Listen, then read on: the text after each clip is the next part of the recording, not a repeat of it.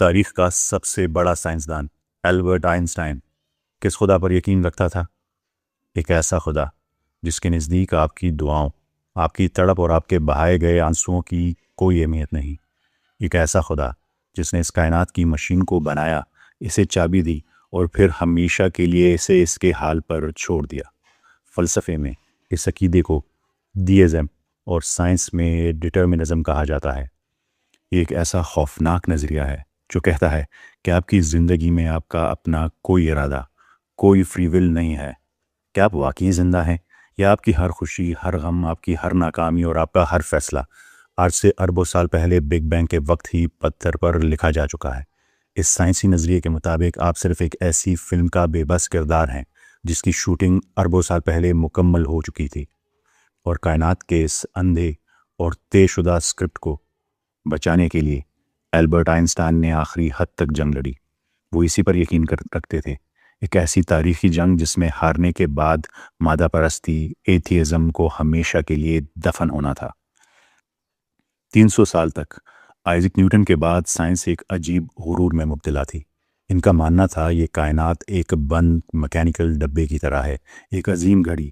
خدا اگر ہے بھی تو صرف ایک بلائنڈ واچ میکر، ایک گھڑی بنانے والا جس نے شروع میں اس گھڑی کو چابی دی اور پھر پلٹ کر نہیں دیکھا۔ اس سوچ کو آگے بڑھاتے ہوئے لیپلاس نامی سائنسدان نے ایک خوفناک نظریہ پیش کیا۔ اس نے کہا کہ فرض کریں ایک ایسا سپر کمپیوٹر یا کوئی ایسا ذہن ہو جسے آج کائنات ایک ایک ذرے کی پوری خبر ہو۔ اگر اسے یہ معلوم ہو جائے تو وہ ریاضی سے یعنی میتھس کے ذریعے حساب لگا کر آپ کا پورا مستقبل 100% درست بتا سکتا ہے۔ آپ کل کیا کھائیں گے، کس سے ملیں گے، کیا فیصلہ کریں گے، سب کچھ۔ اس نظریے کا سیدھا سا مطلب یہ تھا کہ ہم اپنی مرضی سے کوئی فیصلہ نہیں کر رہے، بلکہ ہماری زندگی کی فلم کا ہر سین پہلے سے پتھر پر لکھ دیا گیا ہے۔ فلسفے کی زبان میں جیسے میں نے آپ کو کہا اسے کہتے ہیں دیئزم۔ یہ ایک ایسی سوچ ہے جس میں یہ تو مانا جاتا ہے کہ اس کائنات کو کسی نے بنایا، لیکن ان کے نزدیک وہ خالق دنیا بنا کر اس سے الگ ہو چکا ہے، بالکل ایک ایسے گھڑی ساز کی طرح جس نے گھڑی بنائی، اسے چابی دی اور پھر اسے اس کے حال پر چھوڑ دیا۔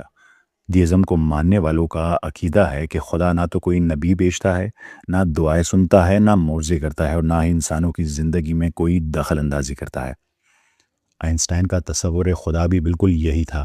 اسے یوں سمجھیں کہ جیسے ایک بہت بڑا انجینئر یا کمپیوٹر پروگرامر نے ایک زبردست مشین بنائی، اس کے سخت قانون طے کر دیے اور پھر اسے ایک آٹومیٹک سسٹم پر چھوڑ دیا۔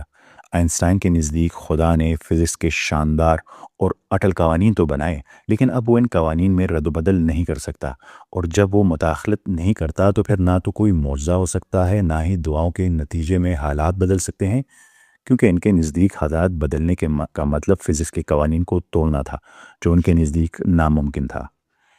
تو اگر آئنسٹائن صحیح ہے، اگر لیپلاس کا ڈیمن سچا ہے، تو اختیار محض ایک دھوکہ ہے۔ پھر جزا، سزا، گناہ اور ثواب کا کیا مقصد؟ خدا اس اسکرپٹ کی سزا کیسے دے سکتا ہے جو انسان نے خود لکھا ہی نہ ہو؟ قرآن اس مشینی کائنات کو پوری طاقت سے رد کرتا ہے۔ قرآن کا خدا القیوم ہے، زندہ اور ہمیشہ قائم رہنے والا ہے۔ قرآن کہتا ہے ہر روز وہ ایک نئی شان میں ہے، وہ لگاتار مداخلت کر رہا ہے، انٹرونشن کر رہا ہے۔ مگر سوال یہ تھا کہ اگر فزکس کے قوانین اٹل ہیں تو خدا پھر انٹرونشن، مداخلت کیسے کرتا ہے؟ اس سوال کا جواب 1927 کی تصویر میں چھپا ہے۔ 29 عظیم سائنسدان، 17 نوبل یافتہ۔ یہ کوئی عام میٹنگ نہیں، ایک میدان جنگ تھا، اور نشانے پر تھا آئنسٹائن، جو اس اٹل دنیا کو بچانے کے لیے کھڑا تھا۔ مگر ایک نوجوان جرمن سائنسدان ورنر ہائزنبرگ اس اٹل اسکرپٹ کو راک کرنے والا تھا۔ 1925 میں ایک ویران اور طوفانی جزیرہ، وہاں ایک نوجوان سائنسدان ہائزنبرگ اکیلا بیٹھا سمندر کی لہروں کو دیکھ رہا تھا۔ اس وقت تک سائنسدانوں کا خیال تھا کہ ایٹم کے اندر موجود ذرات یعنی الیکٹرانز بالکل ایسے ہی گول گھومتے ہیں جس سورج کے گرد ہماری زمین، یعنی ان کا ایک پکا راستہ ہے، ٹریک ہے۔ لیکن سمندر کو دیکھتے ہوئے ہائزنبرگ کے ذہن میں ایک باغی سوال آیا، ہم ایسا کیوں مانتے ہیں؟ کیا آج تک کسی نے واقعی انہیں اس ٹریک پر چلتے ہوئے دیکھا ہے؟ جواب تھا بالکل نہیں، کسی نے بھی انہیں اس حالت میں نہیں دیکھا۔ تو پھر لوگ ایسا کیوں مانتے ہیں؟ اسے ایک سادہ سی مثال سے سمجھیں۔ فرض کریں آپ ایک شخص کو گراؤنڈ فلور پر دیکھتے ہیں اور اگلے ہی سیکنڈ وہ بغیر سیڑھیاں چڑھے سیدھا 10ویں منزل پر آ جاتا ہے۔ درمیان کا کوئی راستہ نہیں، کوئی سفر نہیں۔ الیکٹرانز بھی بالکل یہی جادو کرتے ہیں، وہ چھلانگ لگاتے ہیں ایک بھوت کی طرح، کبھی یہاں اور اچانک سے وہاں، درمیان میں ان کا کوئی راستہ، کوئی ٹریک، کوئی پٹری نہیں ہوتی، وہ اچانک سے غائب ہو کر دوسری جگہ آ جاتے ہیں، کوئی آربٹ نہیں ہے۔ اس تصور کو ایک اور عام مثال سے سمجھیں، فرض کریں آپ ہوا میں ایک سکہ اچالتے ہیں۔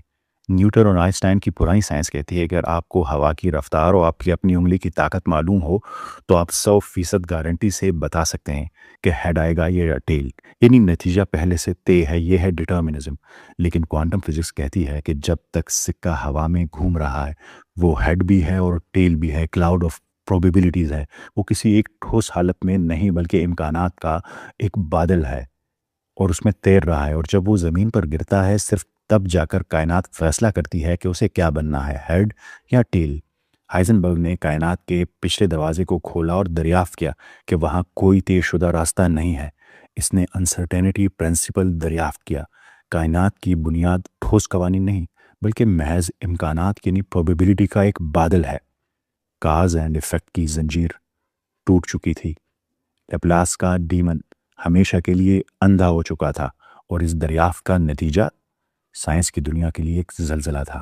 اگر ہائزنبرگ درست تھا تو اس کا سیدھا مطلب یہ تھا کہ البرٹ آئنسٹائن اور پچھلے 300 سال کی مادہ پرست میٹیریلسٹک سائنس مکمل طور پر غلط تھی، اور حیرت انگیز طور پر قرآن کریم بالکل سچا تھا، کیونکہ ایک ایسی کائنات جس کی بنیاد غیر یقینی یعنی انسرٹینٹی پر ہو، صرف وہی کائنات ہو سکتی ہے جہاں قرآن کا زندہ اور قائم رہنے والا خدا القیوم بندے ہوئے قوانین کا محتاج ہوئے بغیر ہر لمحے اپنی مرضی اور مداخلت یعنی ڈیوائن انٹرونشن جاری رکھ سکتا ہے۔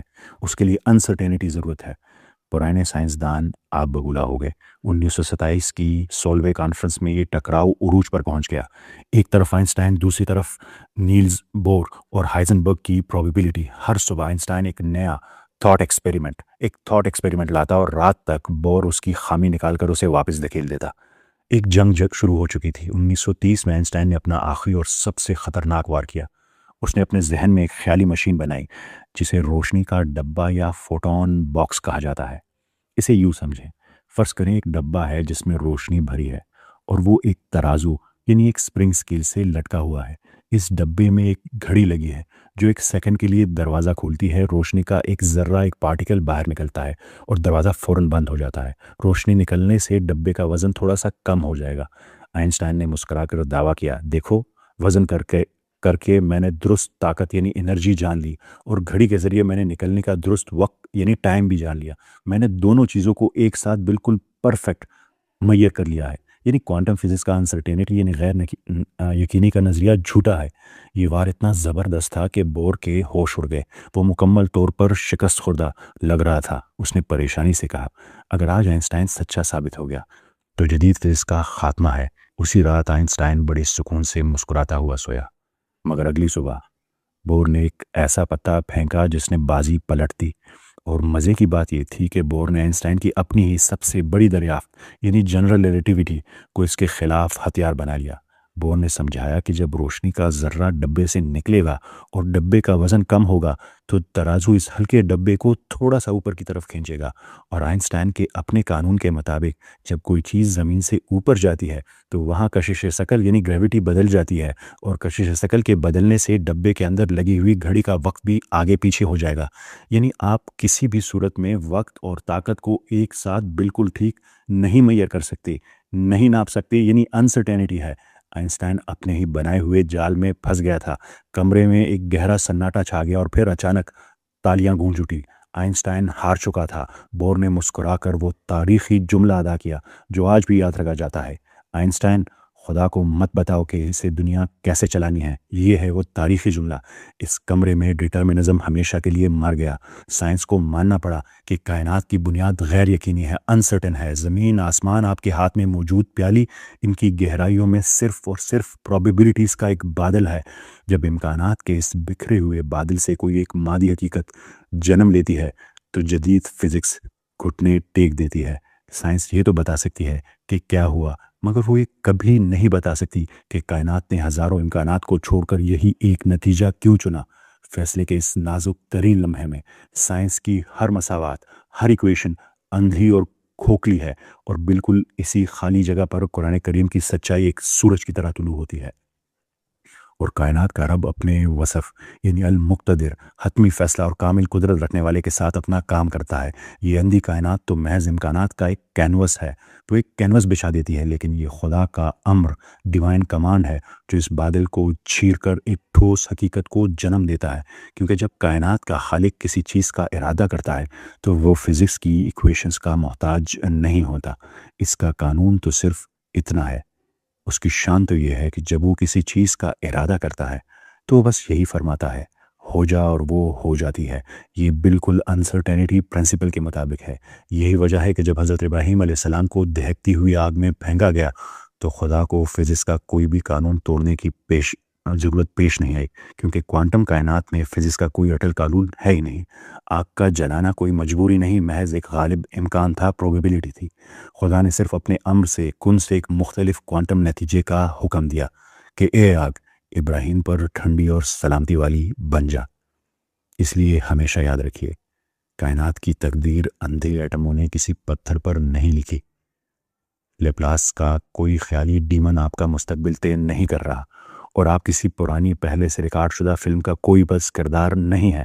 خدا کوئی ریٹائرڈ گھڑی ساز یا آئنسٹائن کا مجبور ریاضی دان نہیں ہے جو اس کائنات کو چابی دے کر غائب ہو گیا ہے۔ وہ القیوم ہے جو اس کائنات کے ہر ذرے، ہر مائکرو سیکنڈ اور آپ کے دل کی ہر دھڑکن کو اپنے فعال ارادے سے زندہ رکھے ہوئے ہے۔ کوانٹم فزکس نے آج یہ ثابت کر دیا کہ مادی دنیا کی زنجیریں کچی ہیں، اس لیے جب آپ ہاتھ اٹھا کر دعا مانگتے ہیں یا زندگی بدلنے کا فیصلہ کرتے ہیں تو آپ فزکس کے قوانین نہیں توڑتے، بلکہ آپ اس محدود کائنات کے رب سے ایک نئے امکان، ایک نئے پروبیبلٹی کو حقیقت بنانے کی التجا کرتے ہیں۔ مستقبل کا اسکرپٹ ابھی نہیں لکھا گیا۔ یہ کائنات پہلے سے چھپی ہوئی کتاب نہیں ہے، بلکہ ایک کھلی ڈائری ہے، اور اس کا خالی صفحہ اور قلم ہمیشہ آپ کے ہاتھ میں ہے۔ آپ امکانات کے اس بادل میں اپنی جستجو، اپنی دعاؤں اور اپنی فیصلوں سے اپنی تقدیر خود کماتے ہیں۔ ورنہ یاد رکھیے، روز قیامت خدا اس فلم کا حساب کبھی نہ مانگتا جس کی کہانی اس نے خود لکھی ہو۔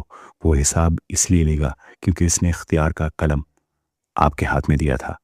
یہ تھی قرآن کریم کی جیت تمام سائنسدانوں پر، یعنی انسرٹینٹی پرنسپل، اور ڈٹرمنزم کی جنگ جو انسرٹینٹی پرنسپل جیت گیا۔ آپ سب کی سماعتوں کا بہت شکریہ۔ کمنٹس میں ہم سے اپنی رائے ضرور شیئر کیجیے گا۔ ملتے ہیں اگلی قسط میں۔ اللہ حافظ۔